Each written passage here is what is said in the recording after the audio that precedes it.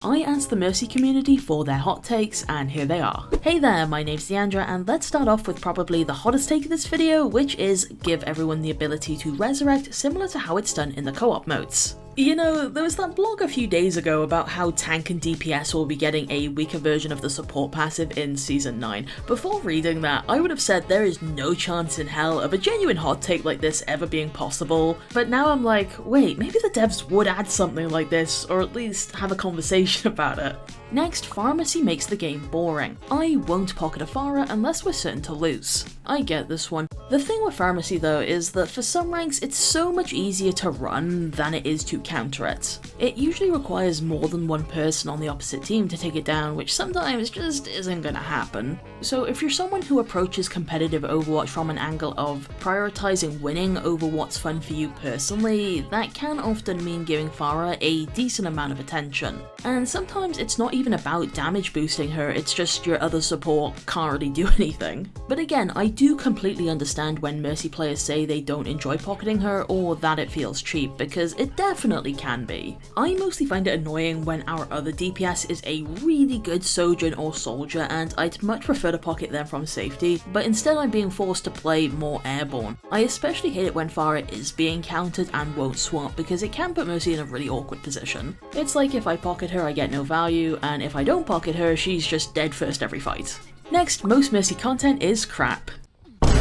Next, Mercy should have 175 HP. I actually got a few submissions about this. This is a take I've heard a few times now, and I think is really interesting. Giving Mercy 175 HP could potentially be one of those changes that sounds neat in theory, but ends up being horrible when implemented, mostly because you can't account for every possible breakpoint or scenario, right? Plus at some ranks the other support can be a bit inconsistent at healing Mercy. However, all that being said, I think there's a good amount of potential here, although I'm assuming she would get her old faster movement back. Like, keep in mind there are already characters with lowered HP and they're still pretty viable despite being arguably less mobile than old Mercy. I do sympathise with DPS players that say Mercy is too hard to hit, so I'm open to changes that lower survivability, but are also able to retain her fluidity. Lower HP could lead to some really interesting decision making, or it could potentially push her further into the stand behind a wall pressing one button playstyle that I don't think anyone really wants. Again, I don't think this idea is perfect, it could easily be horrible, but I do think it's a super interesting approach to increasing skill expression if that is what you want to do. Next, 3-second Guardian Angel isn't as bad as people make it out to be.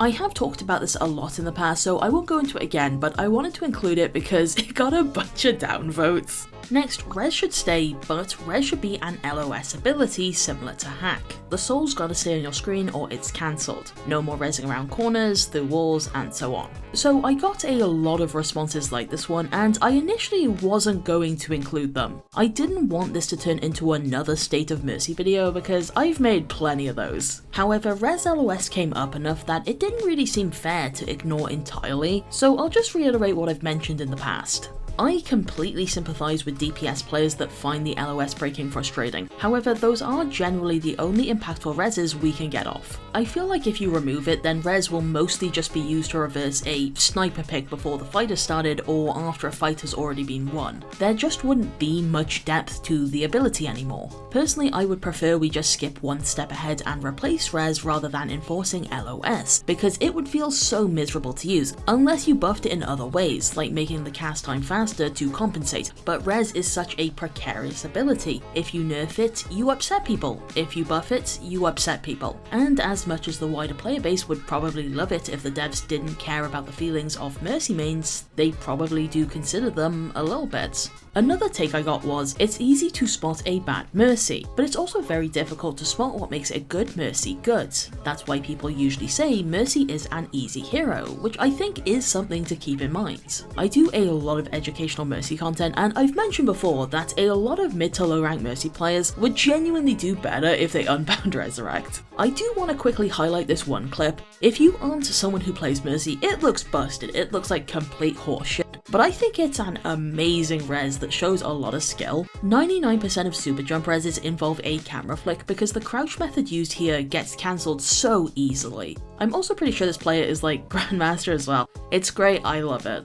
Next, Mercy shouldn't get res at the start of the match, especially in defense. This isn't something I really agree with, but I see where it's coming from. It is frustrating to have that initial pick on attack reversed before your team is able to aggressively capitalize on it, especially if your team then struggles to get another. However, the way I would look at this is to keep in mind that being able to res immediately in a round has probably benefited you the same amount of times as the enemy team has used it against you. I mean, it's probably not exact numbers, but it should balance itself out somewhat, right? Next, Atlantic Mercy is so mid. The only thing it has going for it is that it's one of the only staffs that doesn't look like it was dipped in gold. Okay, so I actually got a few submissions hating on Atlantic Mercy and it really surprised me. I had one that said they prefer camouflage, which, for the record, is insane. Next, shooting the enemy Mercy does not mean I'm an evil Mercy main. I just want to win the game.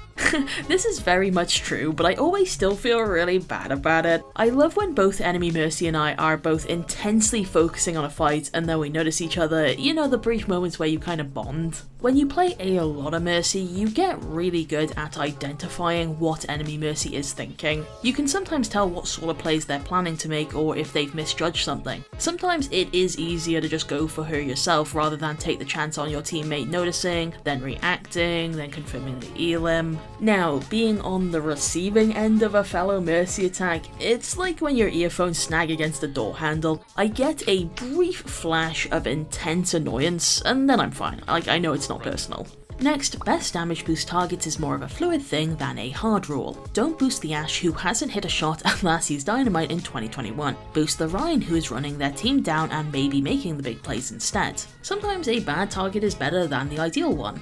I do like damage boost tier lists as educational content because they usually explore little things to look out for, like Zen charging a volley or whatever, but this is definitely pretty fair. You don't want to look at a damage boost tier list, see someone in the bottom tier and have the takeaway be, oh, I should never blue beam this person, ever.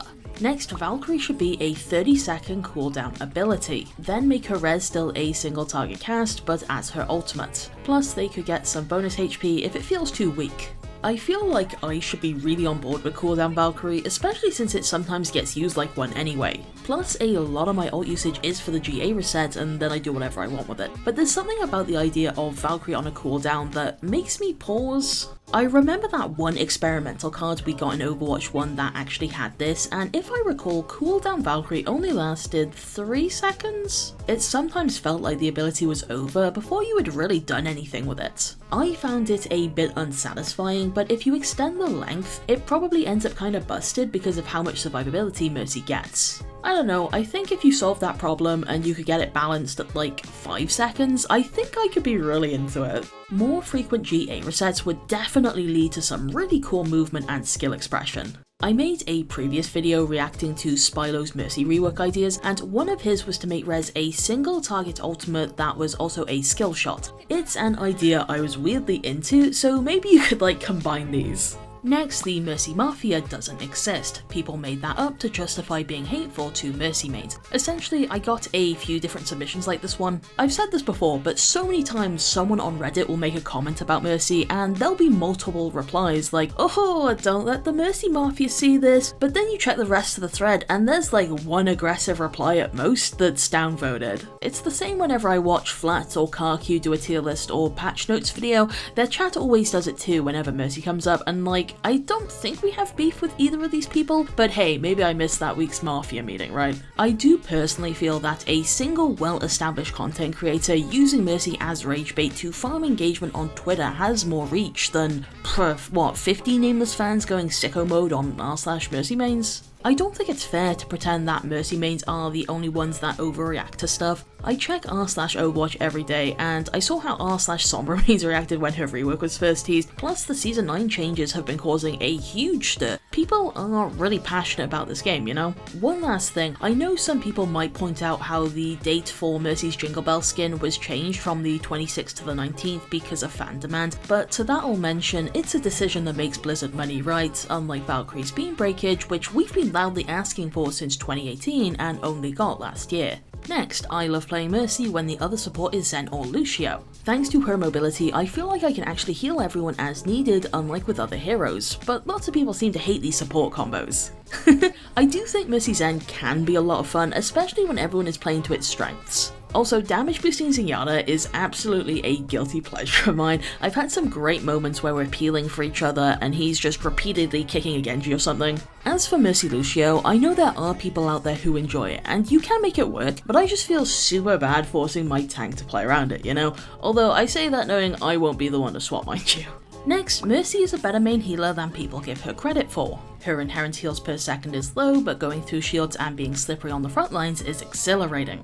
Obviously, I've always been one to heavily push blue beam propaganda, but yeah, I think this is fair. I also got a few submissions about how Mercy should be healing more than she used to, which, like, I'm slowly kinda coming around on. There are pros and cons to Mercy's healing. You will have matches where no one is using cover and eating as much damage as they can, or everyone is playing too spread out for Mercy to comfortably dart between them. However, as Inferno said, there are some really strong benefits. The lack of needing to aim and no downtime as long as your beam stays connected especially come together to make Mercy's healing consistent, and consistency can be worth so much, especially at mid to low ranks. Next, I feel her reworked ult is boring. Mass res was more fun, even if it was bad for the game. Ooh, I very much disagree with these two, but it's a spicy take that I really wanted to include in the video. I will say, even as a Valkyrie lover and firm believer that mass res was unhealthy for the game, sometimes I will see old Mercy gameplay and think, damn, it was kind of fun though. You know what it is, I love how Mercy would gain brief invincibility frames while mass resing, and players would pull off some really cool timings with it. The one that I always remember is using mass res to dodge a Pharah ult, which rules.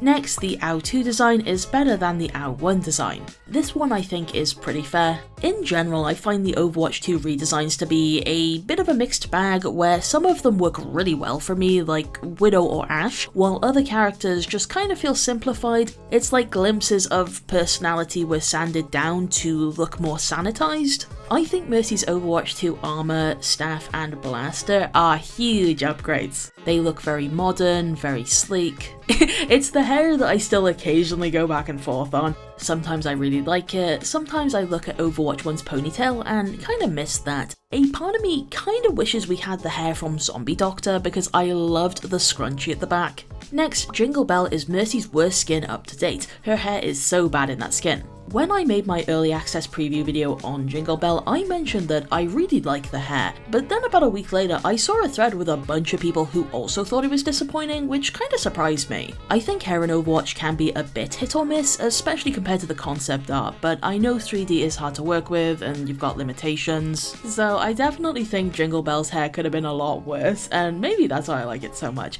although I will say someone did do an edit which I think looks super good.